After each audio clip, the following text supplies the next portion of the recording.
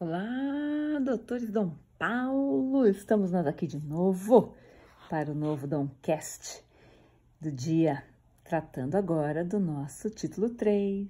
Lembra, estamos no terceiro pilar, a sua Lei 6.015, que faz parte da sua base dos estudos. Tratamos da introdução, tratamos do RCPN, estabelecemos um cronograma de 8 dias de estudos do RCPN, e vamos agora tratar do teu cronograma e da base importante de estudos do RCPJ, nosso queridinho Registro Civil de Pessoas Jurídicas. Como você já deve ter percebido, que você é sabido, o RCPJ, que está no título 3, tem basicamente para você ler, menino, 3 capítulozinhos, coisa boba. Mas como a gente não lê nada, a gente estuda, né? Então, vim aqui dividir para vocês em 2 dias de estudos. 2. Por que 2 se é tão pequenininho? Vai do artigo 114 ao 126. Porque a gente estuda, a gente não lê, a gente não decora nada, a gente estuda para nunca mais ter que estudar. Lembra? Checklist, ó. E você faz o quê? Estuda, meu filho. Vamos lá. Quando você começa ali no 114, a minha proposta é que você faça do 114 ao 119 em um dia. Portanto, você vai tratar da estrutura da escrituração, porque como é uma parte pequena, mas muito relevante, acho inclusive que menor do que deveria ser, a parte de registro civil de pessoas jurídicas, porque se você parar para pensar que você tem que associar isso ao Código Civil depois, por conta de todas as possibilidades de registros que o Código prevê, deveria ser maior. Mas como não é, vamos aproveitar o que temos, não é? Você, no primeiro dia, eu sugiro que você vá do 114 ao 119, que é o capítulo que trata, a lei chama de escrituração. Você vai ver que é interessante, porque a gente viu até agora que tanto o título 1 quanto o título 2 tinha a escrituração e tinha a ordem de serviços. Você vai ver que para o RCPJ isso não acontece, né? Você tem a ordem de serviço meio misturada entre a parte da escrituração e a parte de pessoa jurídica, que começa no 120. Portanto, você, no primeiro dia, poderá fazer o estudo do 114 ao 119.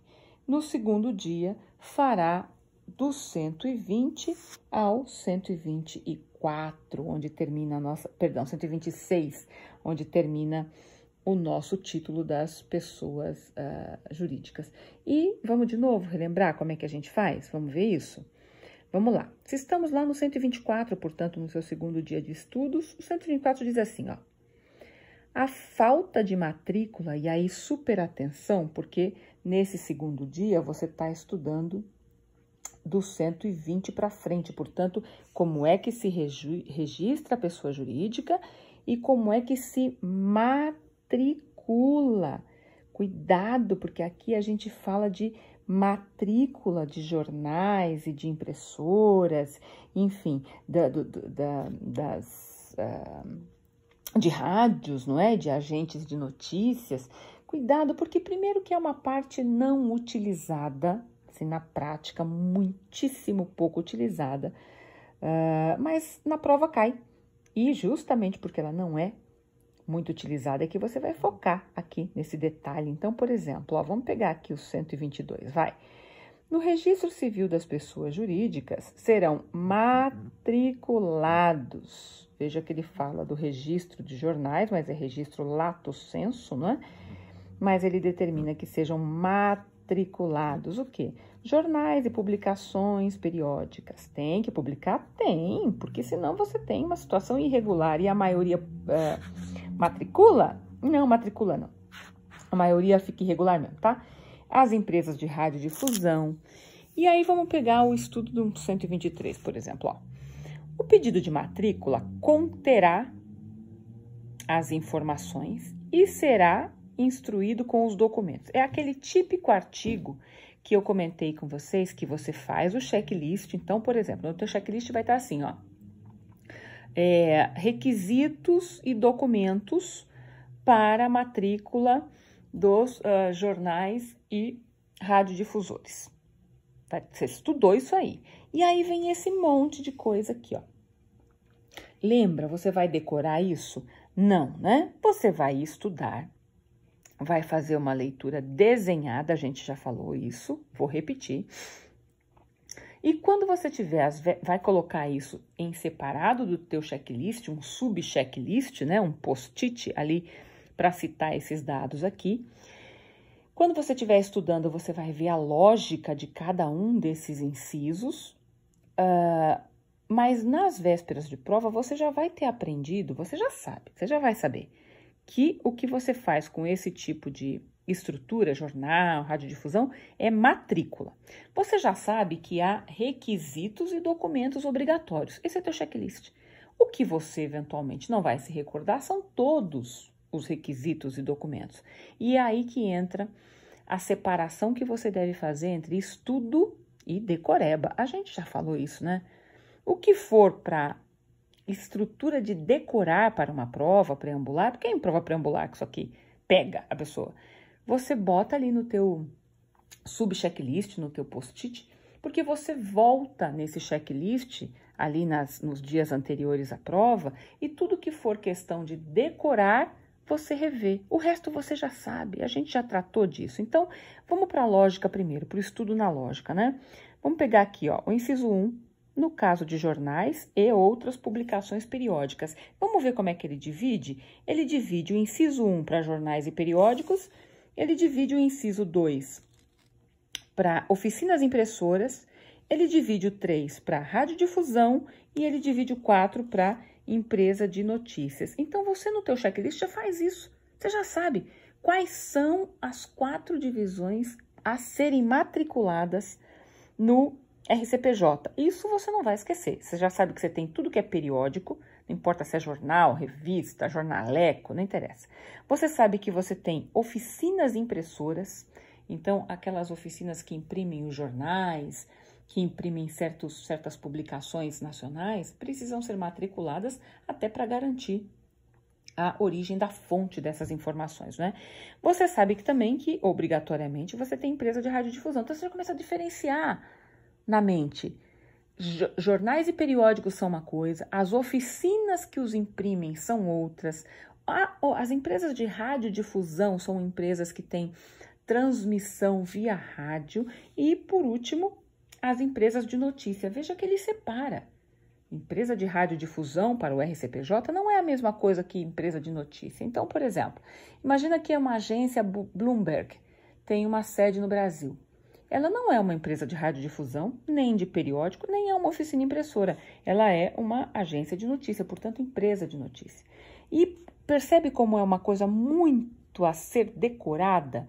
Não pretenda, deixa eu te dizer de novo, isso gera muita ansiedade, assim, não pretenda decorar essas coisas, não fique escrevendo milhares de vezes essas coisas, porque elas não te levam ao aprendizado, esse aprendizado que nós estamos desenhando aqui para você, tá? Claro que se você quiser fazer isso, se você é craque em decorar coisas, vai aí, fica tranquilo.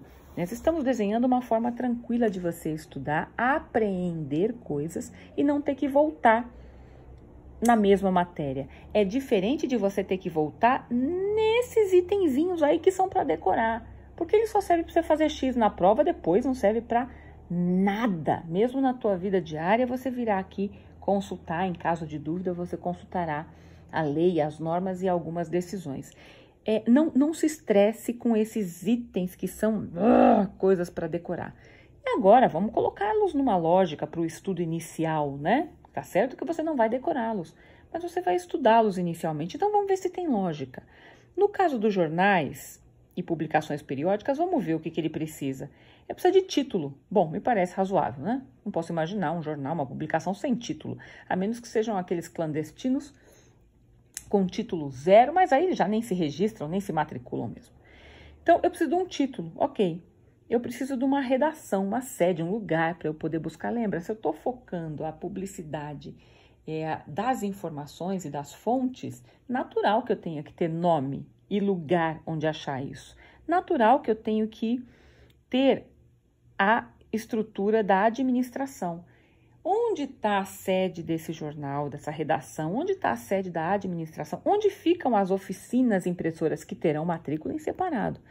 Mas devem estar numa sede, são máquinas, né, que giram esses jornais. Vejam como uma coisa antiga, em muito pouco tempo a gente nem jornal terá mais.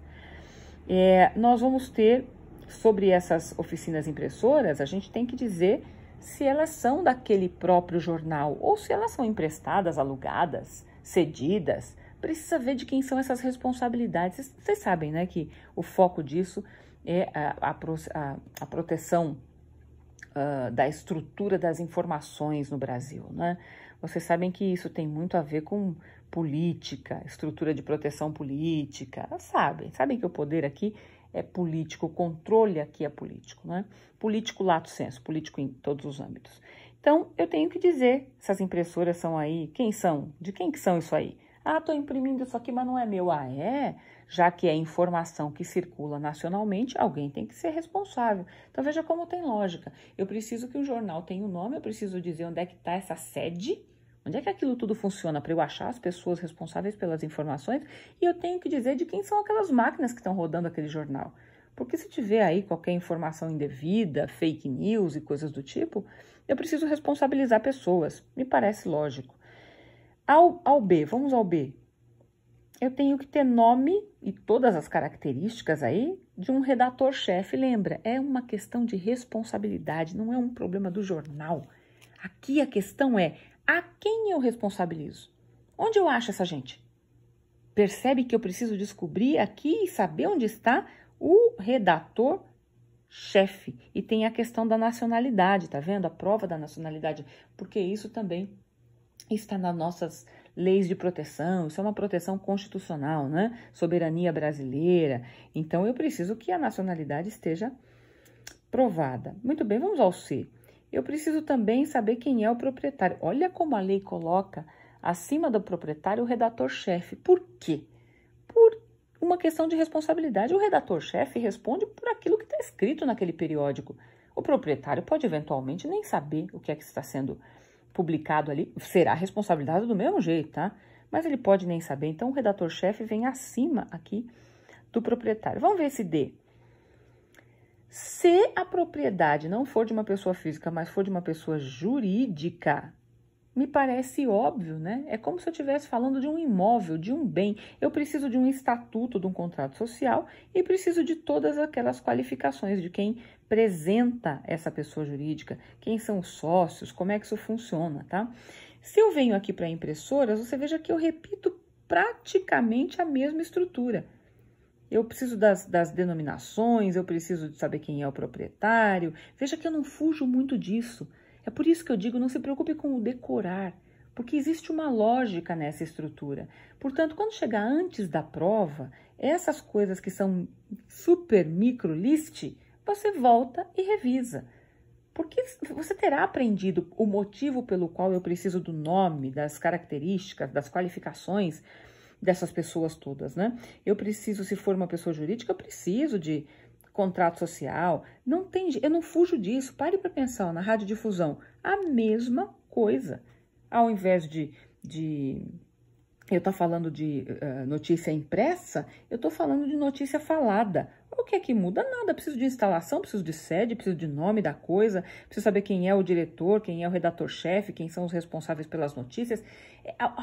O foco é a proteção dessa fonte e soberania. Portanto, você vê que se repete incrivelmente tudo igual, quem é o proprietário, qual é a sede, também para as empresas de notícia. Esse pedaço aqui, ó, está no segundo dia, porque eu quero que você preste muita atenção nas situações de penalidade, né? A falta de matrícula. Isso hoje não serve para nada, estou falando para vocês. Não vejo um jornal se matriculando, salvo raríssimas exceções, mas como regra a preocupação de estar isso aqui no segundo dia é você ter o tempo de fazer essa análise que eu fiz aqui com vocês, de cada um dos incisos e letras, e verificar quais são as penalidades que acabam aqui no 124, e o 125 trata de uma penalidade da clandestinidade. Então, se eu não tenho matrícula, eu tenho uma clandestinidade. E a estrutura da clandestinidade pode gerar, como vocês sabem, aí é uma questão de lei de imprensa, proteção à imprensa, uma série de outras sanções a esse veículo. Nos entendemos? 2 dias para o RCPJ, Domcast aqui, Projeto Dom Paulo 12. Espero que vocês tenham um sucesso tremendo nessa nossa agenda de estudos e voltamos amanhã com RTD. Preparem os livros, tá? E prestem bem atenção num detalhe que talvez ajude. Eu estava falando da escrituração. Veja que no RCPJ eu trago uma estrutura de registro, né? Eu trago os documentos, olha que interessante lá no 114, contrato, ato constitutivo, compromisso, e ele diz que tipo de sociedades, associações e fundações que devem estar aqui, inclusive os partidos políticos, tá? Atenção para isso, especialmente para o que ele chama hoje, você vai atualizar isso com o Código Civil, mas o que ele chama de sociedades civis pias e morais, né? Hoje isso é inteiramente tratado pelas associações e o Código Civil já atualizou isso para você lá no capítulo das pessoas jurídicas, tá? Super atenção, coloca aí, acrescentar o Código Civil, mas depois, você não vai mexer no Código Civil quando você estiver estudando esse pedaço aqui, tá? E ele diz quais são os livros, né? Então, você vai ter aqui os livros na pessoa jurídica, o livro do registro das pessoas jurídicas, e você terá o livro das matrículas dos jornais. Veja que interessante, aqui a ordem de serviço não vem num capítulo específico. Espero que vocês tenham reparado esses detalhes, são só 2 dias, mais 2 dias para fazer o estudo daquele jeito, um estudo desenhado, por exemplo, para não esquecerem, vamos repetir, como é que eu desenho isso? Eu faço assim, ó, deixa eu pegar aqui um que dê para a gente olhar bem. A multa, por exemplo, ó. Vamos pegar o parágrafo 1º do 124. A sentença que impuser a multa, qualquer sentença? Não, aquela que impõe multa. Aquela só que trata da multa porque não houve a matrícula. Fixará prazo. Que prazo que ela vai fixar? A banca vai te perguntar. O prazo fixado, na sentença que impõe a multa, qual é o prazo fixado para que se matriculem ou se façam as alterações das declarações dessas matrículas obrigatórias? Você tá lá, ó, 20 dias. Qual é o prazo, então, que a sentença que impõe a multa fixa? 20 dias. Muito bom. E esse prazo de 20 dias, essa sentença fixa para quê? Para a matrícula ou alteração das declarações. Então, veja, você já sabe que ela é feita por sentença, vai haver lá uma denúncia, uma reclamação, sei lá o quê. O Ministério Público pode entrar nessa estrutura da denúncia. Você vai ter ali um procedimento judicial e nesse procedimento um juiz vai dizer multa de tanto e 20 dias para que a matrícula seja feita ou as alterações sejam declaradas. É assim que a gente fixa e nunca mais você precisa olhar esse parágrafo primeiro, porque você já sabe que tem uma multa se não matricular. E a mesma sentença que impõe a multa determina um prazo para que se regularize. Acabou. Nisso você não volta nunca mais. A tua grande preocupação será dar uma revisitada nesse monte de item que, no geral, diz a mesma coisa para vários tipos de matrículas. Ok, meus queridos? Um beijo grande para vocês. Fiquem com Deus. Nosso projeto Dom Paulo 12 volta amanhã com informações sobre o RTD.